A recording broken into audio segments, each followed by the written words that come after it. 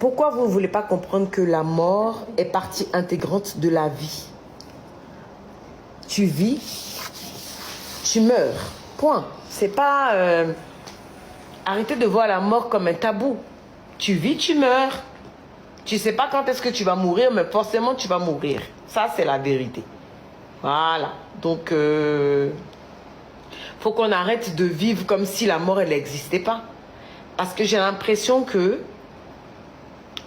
non, la mort n'existe pas. Donc, ils vivent tranquillement dans leur tête à faire du mal aux autres, comme si eux, leur mort va pas arriver. Comme si, voilà. Non, la mort, elle est réelle.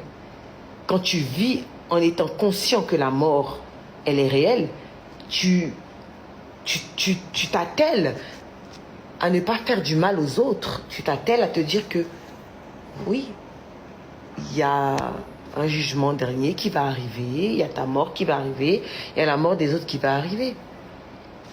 Mais de nos jours, les gens vivent comme si il n'y a pas un Dieu, il n'y a pas un jugement dernier, tout va bien. Ah non.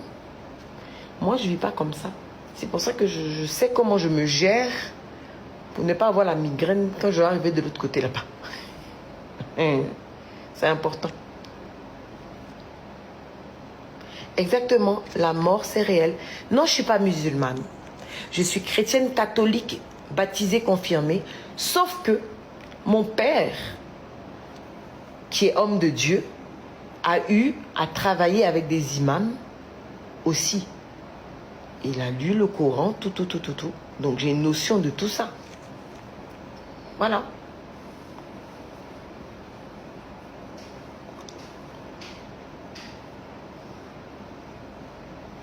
Ils disent parlons d'autre chose. Oh, vous voulez pas qu'on parle de ça. Vous voulez pas me perdre, mes bébés. Voilà quelqu'un qui est bête. Que la dépression commence. Mais t'es bête, toi. T'es bête. C'est-à-dire que toi, on parle de la mort qui est réelle et toi, tu parles de dépression. Est-ce que vous connaissez le mot dépression? En Afrique, en fait, vous employez le mot dépression dans le vide. Vous connaissez ce qu'on appelle dépression? Quelqu'un qui déprime peut prendre le téléphone pour s'asseoir pour parler à vous. Mais t'es bête, toi. Tu vis où, toi? Mais franchement, vous...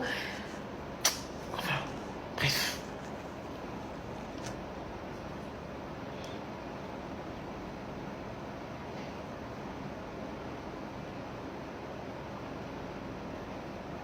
On ne veut pas te perdre. Mais je sais, mes bébés. Mais moi aussi, je ne vais pas vous perdre, mes amours. Mais sauf que c'est ça, la vie. Un jour ou l'autre, ça va arriver. Voilà. Sinon, vous voulez qu'on parle de quoi d'autre? Allons-y.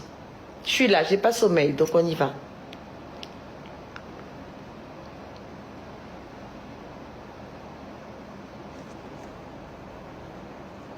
Bon, là, ça passe trop vite. Hein. Je peux même pas lire. Attendez.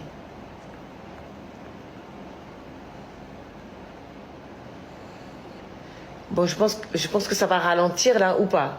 Attendez. Ça passe trop vite.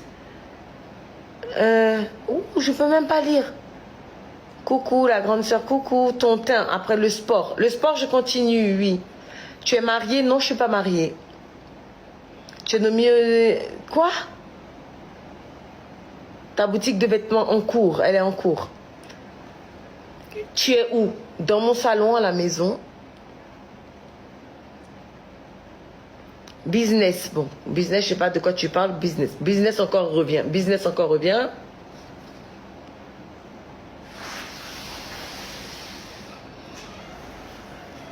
Mais bébé, comment on fait pour ralentir les commentaires? Parce que ça passe trop vite.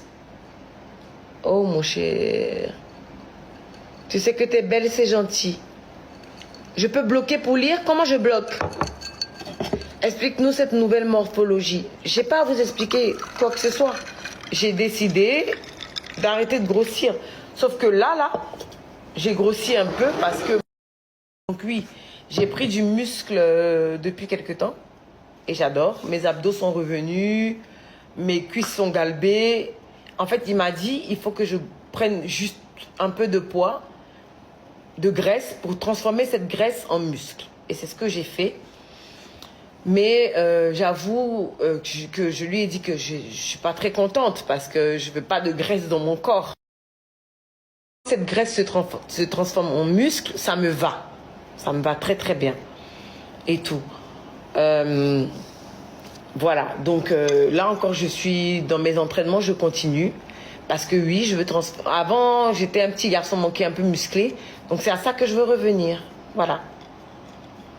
Ça me va bien. Merci mes bébés.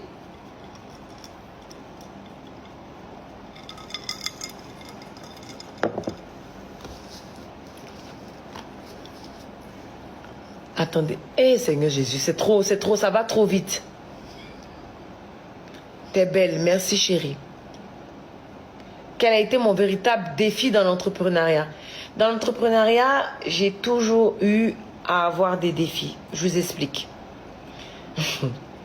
J'ai commencé à entreprendre en 2011. J'avais une boutique de vêtements.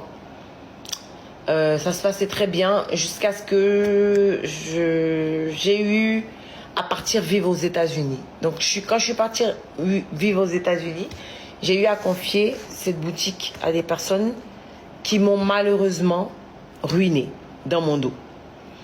Donc quand je suis rentrée, je me suis rendu compte que j'avais plus rien, c'était compliqué, mais Dieu merci, j'avais des fonds parce que quand j'ai fait mon film en Europe, Villa Caraïbes, on m'avait payé en Europe, donc j'avais de quoi pouvoir survivre en fait. Mais ça a été difficile de remonter la pente. Donc là, j'ai compris qu'il fallait que je fasse les choses moi-même et que je ne devais pas confier un business à qui que ce soit. Le business, on ne peut pas le confier à quelqu'un qui n'a pas la même vision que toi. Ça, il faudrait que vous puissiez comprendre. Le business, on ne le confie pas à la famille. On ne le confie pas à des amis. Voilà, on ne confie pas tout simplement, même à quelqu'un que tu payes, tu ne peux pas confier ça comme ça parce que tant que la personne n'a pas la même vision que toi, sache que ton business, il va couler. Et ça a été une leçon de vie pour moi. J'ai dû tout recommencer, du début à la fin, parce que j'avais tout perdu. Et je remercie Dieu parce que peut-être que si j'étais pas passée par là, j'allais pas comprendre que c'était comme ça qu'il fallait gérer un business pour devenir quelqu'un. Voilà. Combien de tatouages j'ai? Je crois que là, je suis à 14 tatouages. Ouais. Maintenant, à qui quoi? À qui tu peux confier ton business si tu n'es pas au pays? À ma grande sœur Amélie. Voilà, à ma grande sœur Amélie parce que elle, je sais que je dors, je me réveille. C'est quelqu'un qui gère mes intérêts. C'est quelqu'un qui ne veut pas à un seul moment que je perde 5 francs. C'est quelqu'un qui ne veut pas à un seul moment que je sois fatiguée émotionnellement, moralement, physiquement. Elle est toujours en train de gérer les choses. Donc elle, je sais que je lui confie ça, mais je dors tranquille. Voilà. Parce qu'elle a compris aussi que je ne pouvais pas compter sur tout le monde. Donc aujourd'hui, elle est là pour moi. Pour pouvoir gérer mon business malgré toutes ses occupations, parce qu'elle en a aussi. Hein.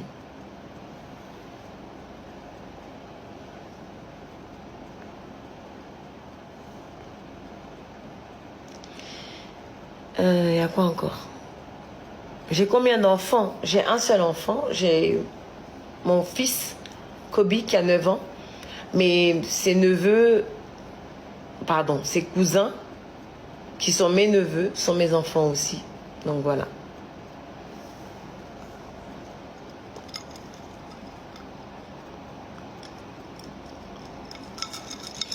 Oui, j'ai beaucoup de chance d'avoir mes mamans.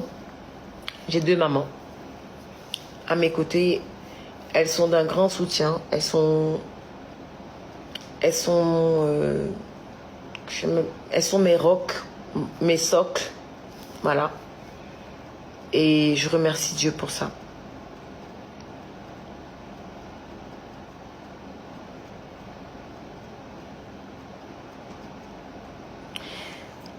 Bon, là, ça commence. Tu as commencé. Eh, Seigneur Jésus. Je vais répondre à vos questions, mais ça va trop vite. Donc, tant que vous pouvez réécrire, ça va m'arranger.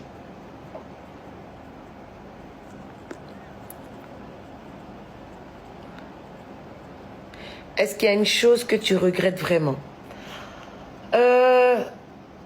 Franchement, non. Si je vous dis que je regrette quelque chose, je vais mentir. Parce que j'estime que toute chose que j'ai eu à faire dans ma vie ou toute décision que j'ai eu à prendre ont contribué au fait que je sois aujourd'hui celle que je suis. C'est-à-dire la personne mature, la personne qui sait où elle va, la personne résiliente. Et je pense que si j'avais pas traversé toutes ces épreuves, peut-être que je ne serais pas arrivée à ce stade de ma vie, en fait. Donc moi, tout ce que je sais faire, c'est de remercier toutes ces personnes qui m'ont déçu, qui m'ont trahi, qui m'ont menti, qui m'ont utilisé, justement. Voilà. Je les remercie parce que, justement, grâce à ces personnes, je suis devenue cette personne forte, résiliente, voilà, qui sait où elle va et qui sait ce qu'elle ne veut pas. Tout simplement. Voilà. Pourquoi refuser de te marier? Je ne refuse pas de me marier. Non. Ça veut dire que vous n'avez pas compris dès le début mes propos. Je n'ai jamais dit que le mariage était un problème. Non. J'ai toujours dit que le fait d'être avec un homme qui ne connaissait pas ta valeur était un problème. J'ai toujours dit que le fait d'être une femme qui ne connaissait pas ta valeur était un problème. Lorsqu'une femme connaît sa valeur et qu'elle sait que elle peut upgrade, travailler, être cette femme indépendante et être dans son foyer, avec un homme qui comprend qu'il faille qu'elle travaille et qu'elle soit indépendante et qu'il l'aime et qu'il l'accompagne, j'ai toujours dit que c'était ça qui était la meilleure solution. Qu'être une femme qui dépendait totalement de son homme. Parce que lorsque tu dépends totalement de cet homme et qu'un matin il décide de ne plus rien te donner, tu n'es rien. Je n'ai jamais dit que se marier était un problème. Mais de toutes les façons, comme il s'agit des Malouès, on comprend de travers. Voilà.